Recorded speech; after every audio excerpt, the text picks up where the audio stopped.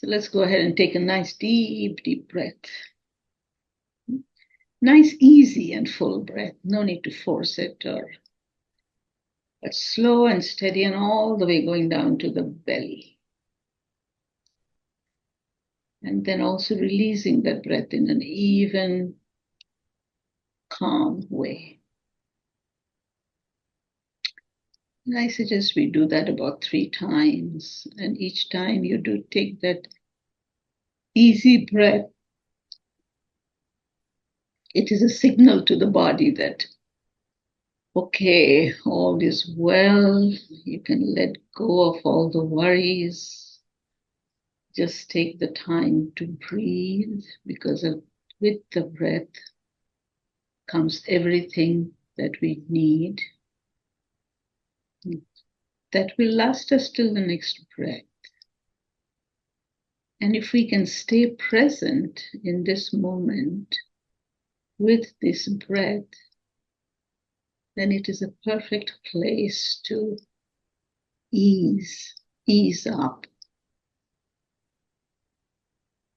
lay down our worries, lay down our anxieties.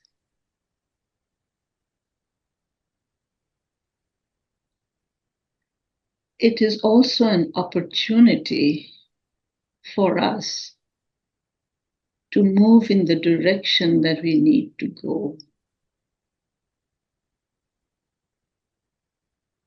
There is a lot of things that is going on in the world that is out of our control, out of our circle of influence. Those that we can influence from our knowledge and experiences of the past, we do get involved in, but it seems that we have less and less control. So as we acknowledge the fact that things are happening in ways that I cannot change, certainly not an individual level, we can also look closely at where is my power.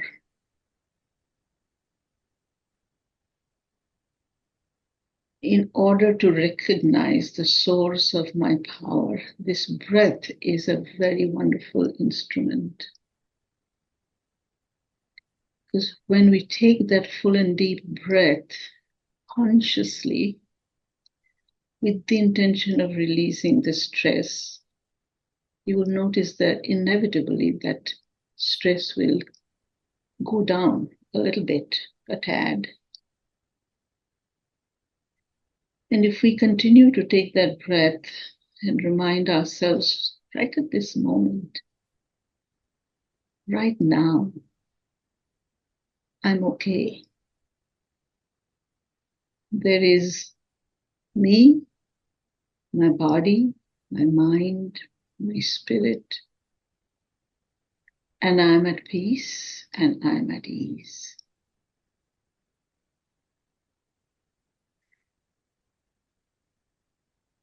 The body can relax,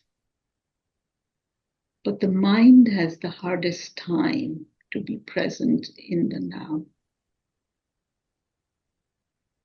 The mind is very caught up in the past and the future. And it's almost like, oh, let's get past this now. Let's go forward and see what the future is like.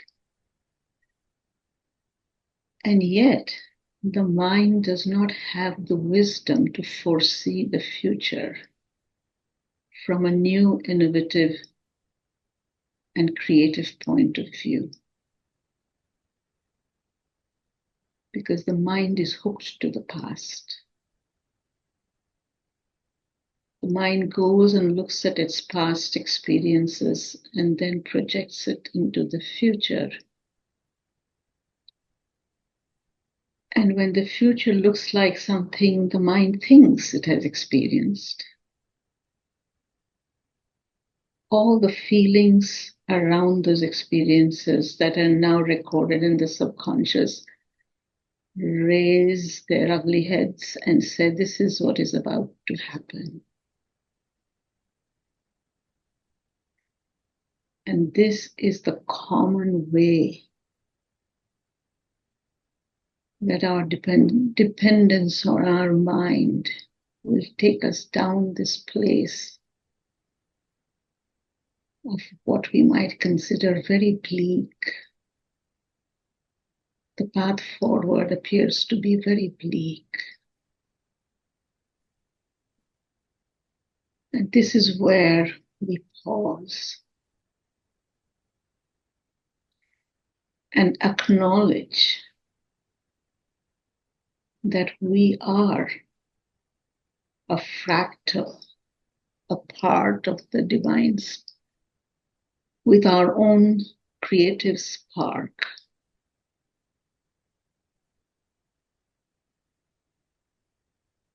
And when we start thinking that the past will recreate itself, we actually are lending our force to that reality.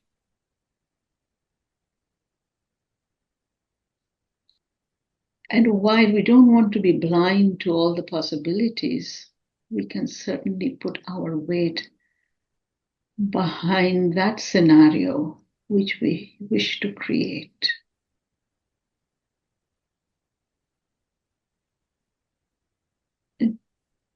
So I am going to remind myself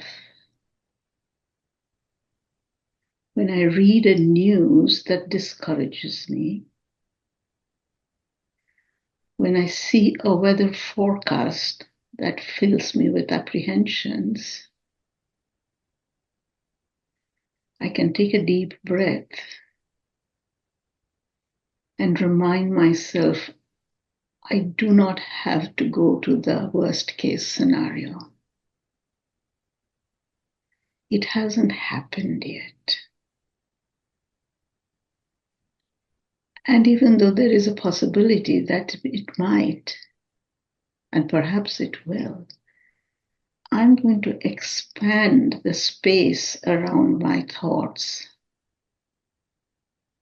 and remind myself there is also an opportunity to imagine the least damage.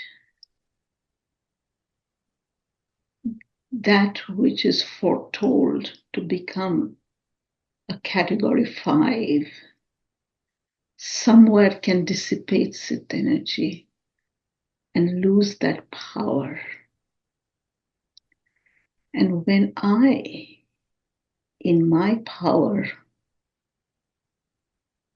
in the force of the divine spark that I hold within me, with my heart and my goodwill and my intention, ask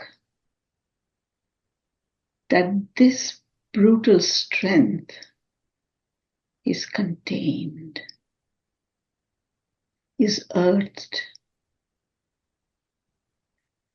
There is a possibility that I can lend myself, my life force, my intention, my thoughts, my imagination to that reality.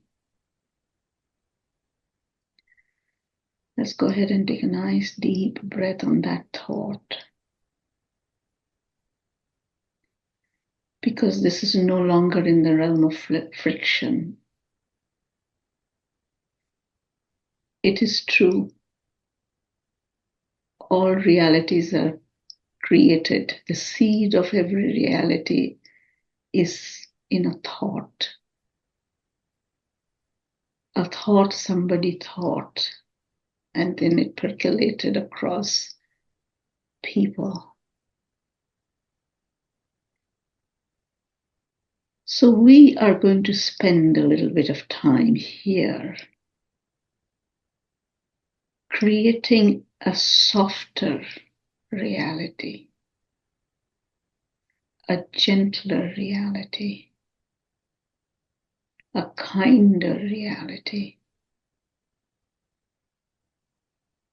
This earth has been through so many years of masculine force, which has all been to great advantage to mankind. A lot of strength, a lot of force, a lot of intelligence, a great deal of foresight. But it has also been very one-sided. Somewhere we've forgotten the connection and the balance with the rest of creation and forged ahead, not giving nature its due space. And so Mother Earth has been crying out. And whereas we have been hearing it at our individual capacities collectively, we still have to create that softness, that kindness, retrieving ourselves back from that consumerism more and more, bigger and bigger, stronger and stronger. Let us just create a little space around those thoughts and say, okay, what if it is okay not to go there? What if it is okay to be satisfied with less? Not insist on being the first and the foremost and the winner of it all, and supporting this culture of competitiveness, but giving ourselves permission. Sometimes it's okay to make way for a softer and gentler existence. Sometimes it's okay to tell our friends and colleagues, we can sit this one out and imagine in our mind's eye a world that is less stressful,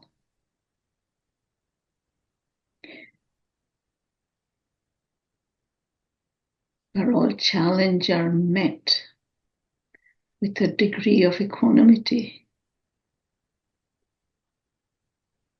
willing to see it in a different way than we've been used to. Softening those lines between the black and the white. Moving more into those areas of gray, where the outcome may not be completely known. But I'm willing to trust that there is a greater force here, greater power of which we all are a part, is always wanting to go back to balance. In every sphere and every field.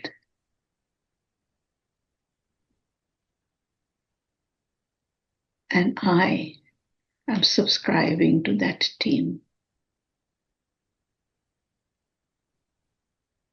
Taking a nice deep breath. Recognizing that the world is already moving on a momentum which may be contrary to the way that I'm looking at it. But that does not discourage me. That just tells me that my resolve needs to be stronger. That I can use my God-given power to stand behind these ideas of of softness and kindness and expansion, and be willing to let my beliefs and my strong opinions and absolute convictions to soften, to see, to wait and watch and hope and trust that all those that we have relegated to being our opponents or across on the other side or our enemies, just softening the boundary, softening those hard lines, taking a nice deep breath, and most of all, softening the heart.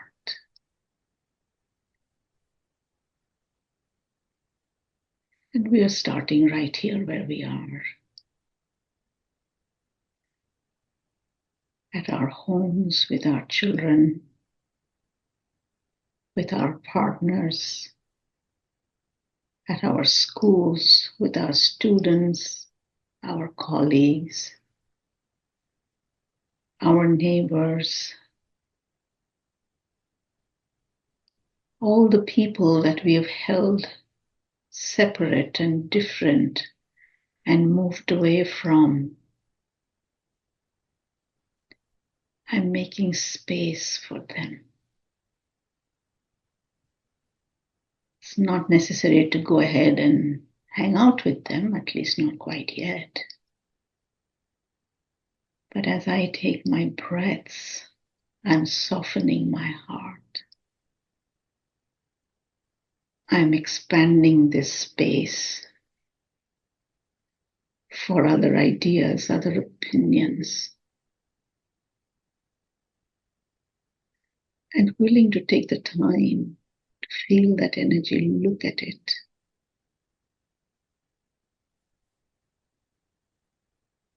And know that there are many, many shades of right and wrong between the black and the white. And my gut will tell me in every situation which is the right one for me. That will keep me from going down that slippery slope to deep despondence and fear. Nice deep breath.